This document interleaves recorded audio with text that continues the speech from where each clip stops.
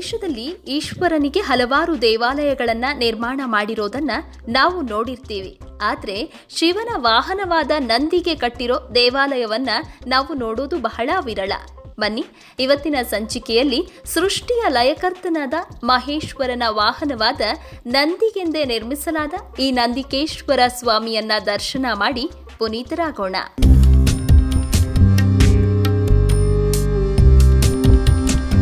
ಈ ದೇವಸ್ಥಾನಕ್ಕೆ ಬಂದು ಎಲ್ಲಿ ನೋಡಿದ್ರೂ ನಮಗೆ ಕಾಷ್ಟ ಶಿಲ್ಪಗಳ ಕಲಾಕೃತಿಗಳೇ ಕಾಣಿಸುತ್ತೆ. ಕೆಂಪು ಬಣ್ಣದ ಬಗೆ ಬಗೆಯ ಮೂರ್ತಿಗಳನ್ನ ನೋಡ್ತಾ ಇದ್ರೆ ನಾವು ಯಾವುದೋ ಬೇರೆ ಲೋಕಕ್ಕೆ ಬಂದಿದ್ದೇವೆ ಅಂತ ಅನ್ನಿಸುತ್ತೆ. ಈ ದೇವಾಲಯದ ಪ್ರಧಾನ ದೇವತೆ ಶ್ರೀ ನಂದಿಕೇಶ್ವರ ಸ್ವಾಮಿಯಾಗಿದ್ದು, ಗರ್ಭಗುಡಿಯೊಳಗೆ ನೆಲೆ ನಿಂತ ಈ ಸ್ವಾಮಿಯನ್ನ ದರ್ಶನ ಮಾಡೋದೇ ಒಂದು ಪುಣ್ಯತಮವಾದ ಕೆಲಸವಾಗಿದೆ.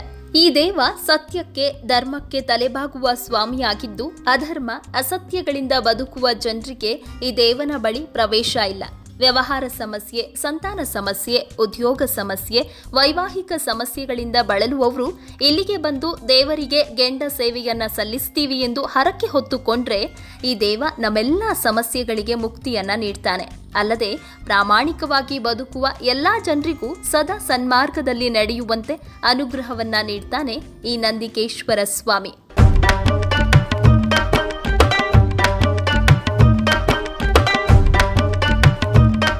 ಇನ್ನು ದೇವಸ್ಥಾನದ ಸ್ಥಳ ಪುರಾಣದ ಪ್ರಕಾರ ಜವಾಲಿ ಸತ್ಯಕಾಮ ಎಂಬ ಋಷಿಗಳ ಆದೇಶದ ಮೇರೆಗೆ ಮಹಾರಾಜನೊಬ್ಬ ಅಶ್ವಮೇಧ ಯಾಗ ಮಾಡಲು ಈ ಸ್ಥಳಕ್ಕೆ ಸೂಕ್ತವೆಂದು ಪರಿಗಣಿಸಿ ಕುದುರೆಯನ್ನ ಶಿರಿಯಾರ ಗ್ರಾಮದ ಒಂದು ಸ್ಥಳದಲ್ಲಿ ಕಟ್ಟಿಹಾಕಿ, ನಂತರ ಯಜ್ಞಕ್ಕೆ ಬೇಕಾದ ಮೇಕೆಗಳನ್ನ ಈ ದೇವಸ್ಥಾನ ಇರುವ ಸ್ಥಳದಲ್ಲಿ ಕಟ್ಟಿಹಾಕಿ ನಂದಿಕೇಶ್ವರನ ಅನುಗ್ರಹದಿಂದ ಯಾವುದೇ ವಿಘ್ನವಿಲ್ಲದೆ ಯಾಗವನ್ನ ನಡೆಸ್ತಾನೆ.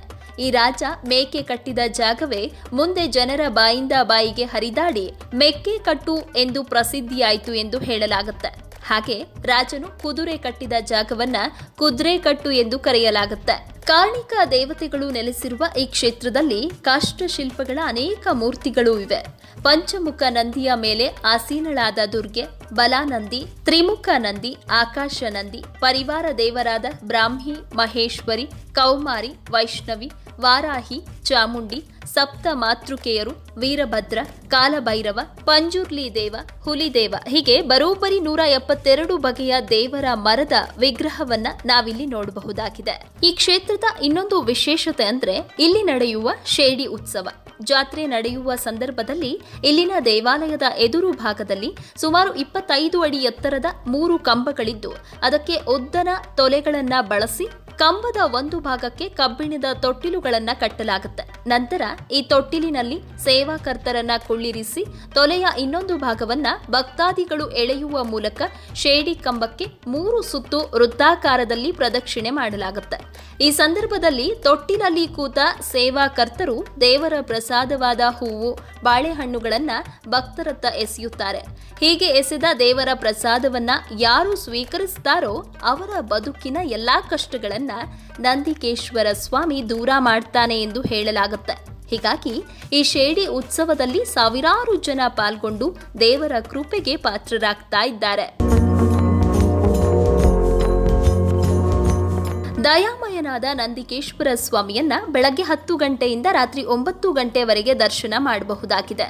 ಭಕ್ತಾದಿಗಳು ದೇವರಿಗೆ ಅಭಿಷೇಕ ಸೇವೆ, ಹಣ್ಣುಕಾಯಿ ಸೇವೆ, ಕುಂಕುಮಾರ್ಚನೆ, ಅಷ್ಟೋತ್ತರ ನಾಮಾವಳಿ ಮತ್ತು ಗೆಂಡ ಸೇವೆಗಳನ್ನು ಸಲ್ಲಿಸಬಹುದಾಗಿದೆ. ನಂದಿಕೇಶ್ವರನ ಈ ದೇವಸ್ಥಾನವು ಉಡುಪಿ ಜಿಲ್ಲೆಯ ಶಿರಿಯಾರದ ಸಮೀಪದ ಮೆಕ್ಕೆಕಟ್ಟು ಎಂಬ ಗ್ರಾಮದಲ್ಲಿದೆ.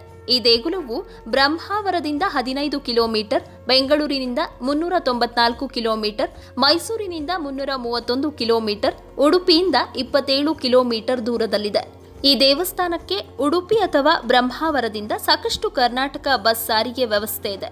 ಉಡುಪಿ ಮತ್ತು ಕುಂದಾಪುರವು ಈ ಕ್ಷೇತ್ರಕ್ಕೆ ಸಮೀಪದ ರೈಲ್ವೆ ನಿಲ್ದಾಣವಾಗಿದ್ದು, ಸಾಧ್ಯವಾದರೆ ಪ್ರಕೃತಿಯ ಮಡಿಲಲ್ಲಿ ನೆಲೆ ನಿಂತ ಈ ನಂದಿಕೇಶ್ವರ ದೇವರನ್ನ ನೀವು ಒಮ್ಮೆ ದರ್ಶನ ಮಾಡಿ ಪುನೀತರಾಗಿ ಅಂತ ಹೇಳ್ತಾ ಇವತ್ತಿನ ಧರ್ಮ ದೇಗುಲ ದರ್ಶನ ಕಾರ್ಯಕ್ರಮವನ್ನ ಮುಗಿಸ್ತಾ ಇದ್ದೇವೆ.